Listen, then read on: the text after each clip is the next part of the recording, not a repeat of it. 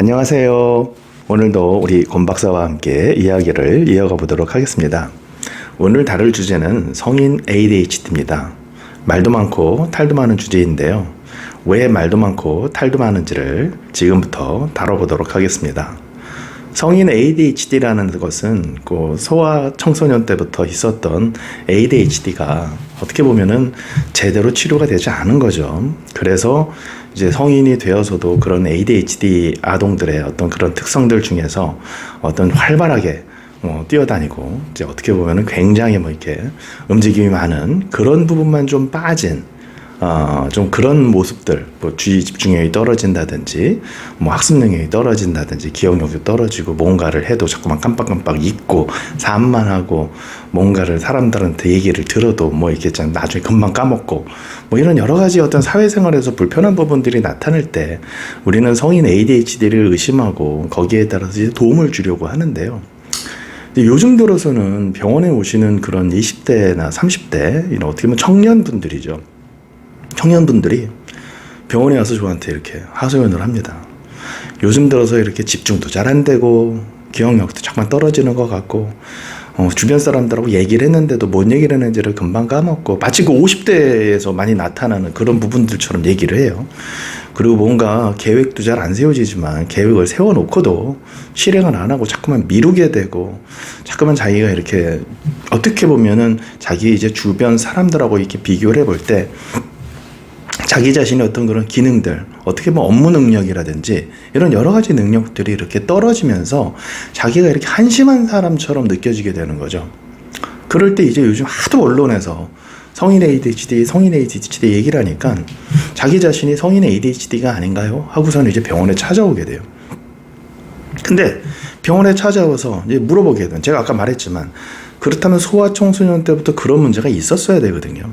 근데 보면은 소아청소년 때 물론 이렇게 굉장히 본인이 원하는 만큼의 어떤 그런 정도로 열심히 산 건 아니지만 어떻게 보면은 그냥 이렇게 평범한 수준에서 볼 때는 큰 문제가 없었어.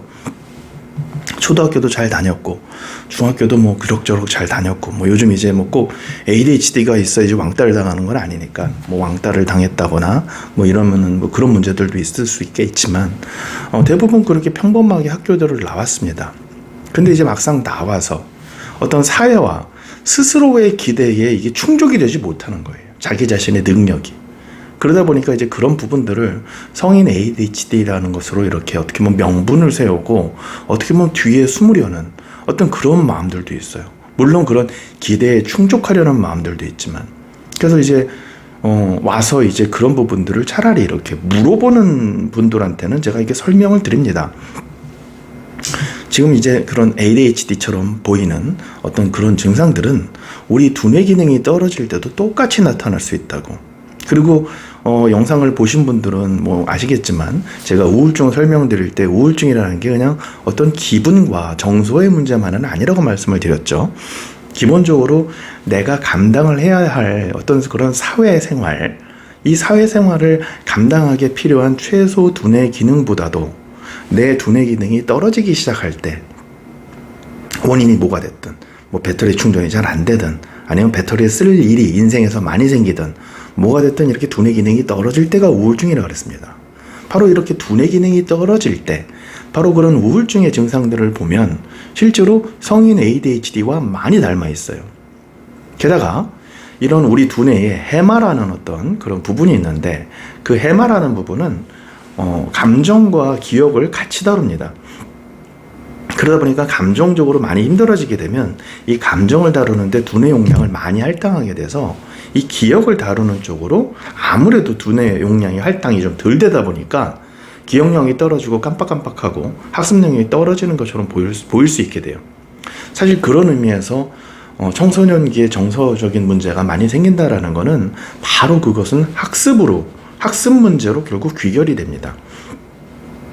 근데 성인이라고 학습을 안 할까요?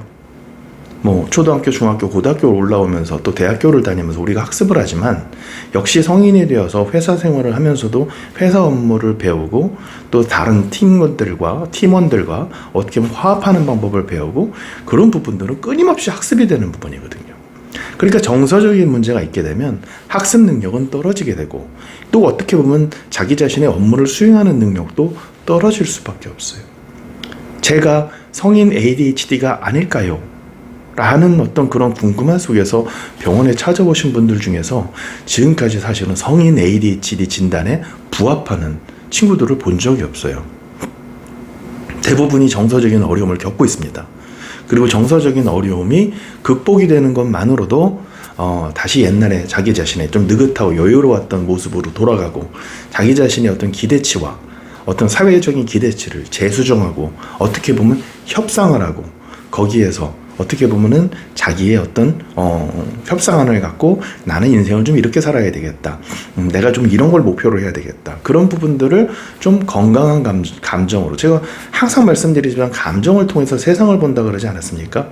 그렇기 때문에 감정적으로 좀 이렇게 평안한 감정이 되면 좀 세상을 보는 눈도 달라지거든요. 그러다 보면은 자기가 그동안에 목매었던 그런 사회적인 어떤 기대라든지 어떤 스스로의 기대라든지 이런 부분들이 꼭 바람직한 것만은 아니었고, 내가 꼭 그렇게 살 필요는 없었다라는 것도 깨닫게 되거든요. 결국 이게 마음 수련을 통해서 어떻게 보면 해결되는 거랑 비슷한 어떤 그런 맥락인데, 여기에다 대고서는 바로 ADHD 약을 먹는다? 여기서부터가 중요합니다.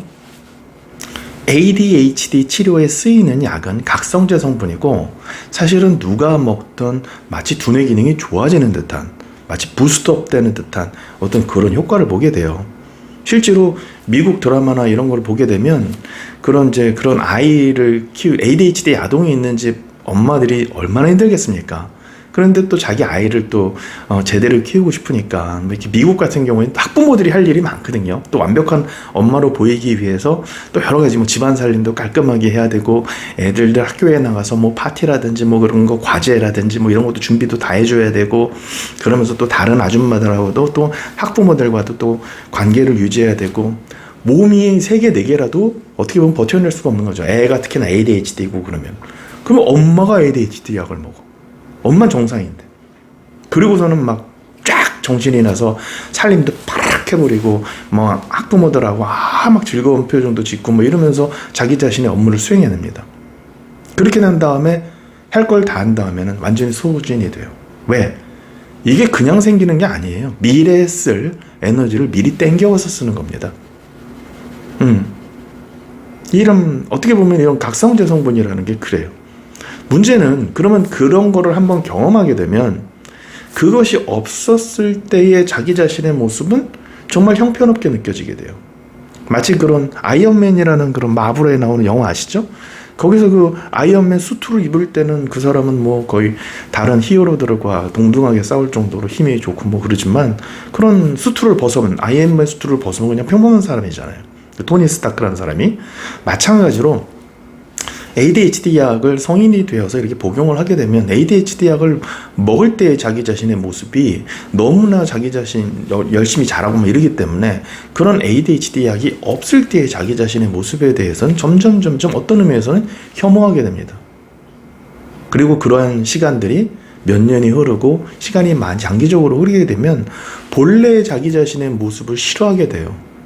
약으로 만들어진 모습을 자기 자신의 모습이라고 생각하고, 약이 없을 때 능력이 떨어지는 자기의 모습을 싫어하게 되니까 어떻게 보면 약을 계속 먹어야 되겠죠.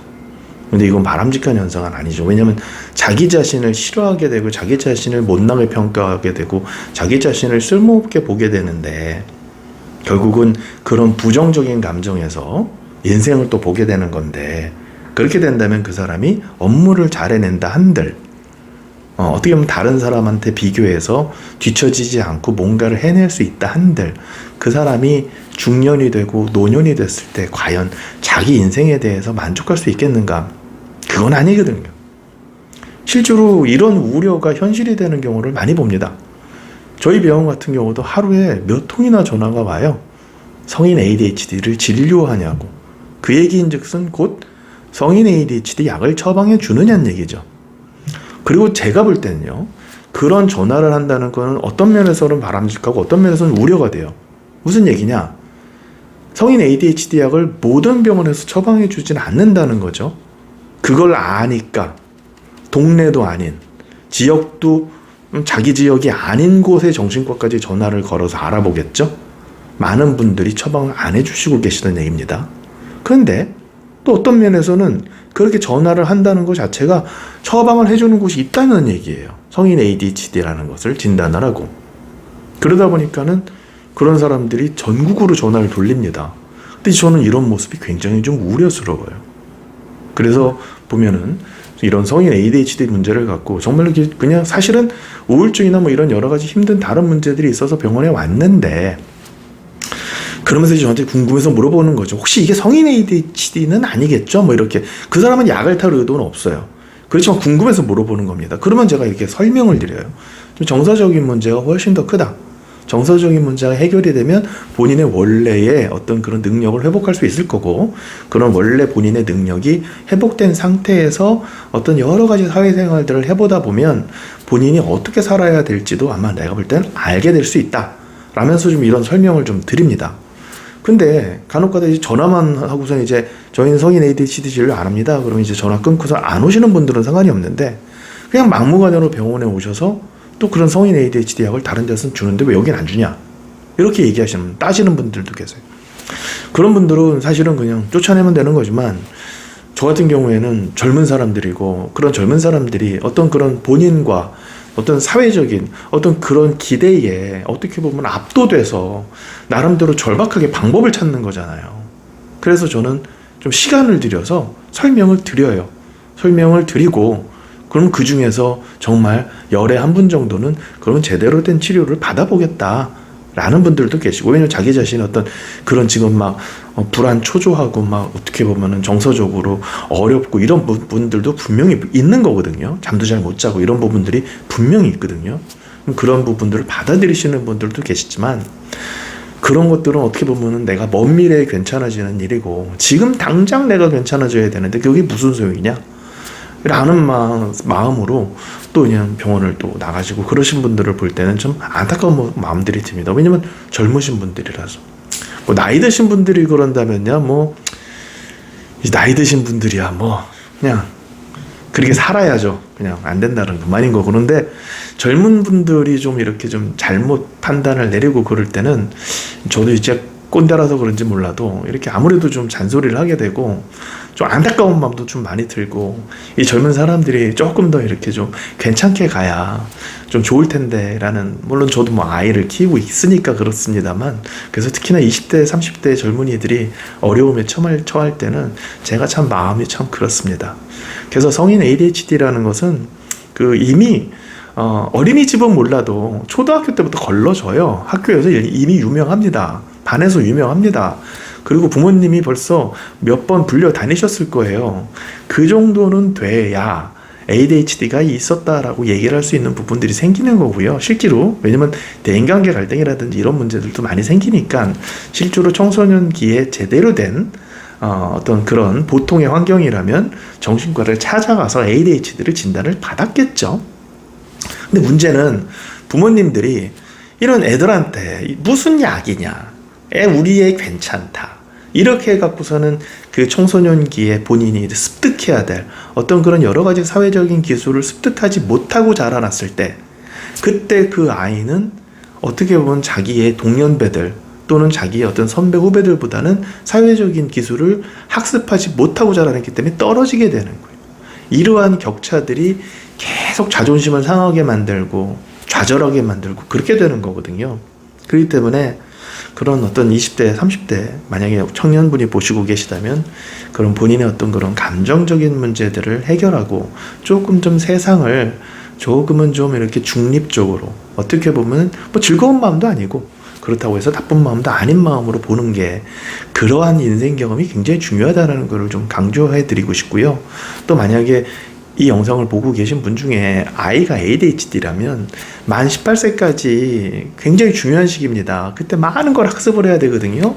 제발 엉뚱한 방법 찾지 마시고 ADHD약 꼬박꼬박 복용시켜서 아이가 항상 많은 인생 경험치를 획득할 수 있도록 그렇게 도와주셔야 아이가 성인이 됐을 때 다른 아이들보다 뒤처지는 어떤 그런 부분들을 최소한으로 만들 수가 있습니다.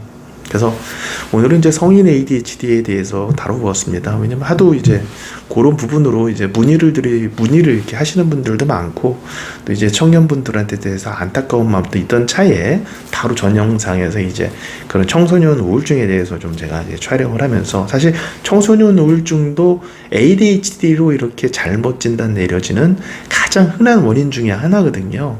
그래서 생각난 김에 성인 ADHD로 연결을 지어서 좀 이야기를 좀 해보았습니다. 여러분들께 좀 도움이 되었으면 좋겠다는 마음으로 영상을 마무리하도록 하겠습니다. 감사합니다.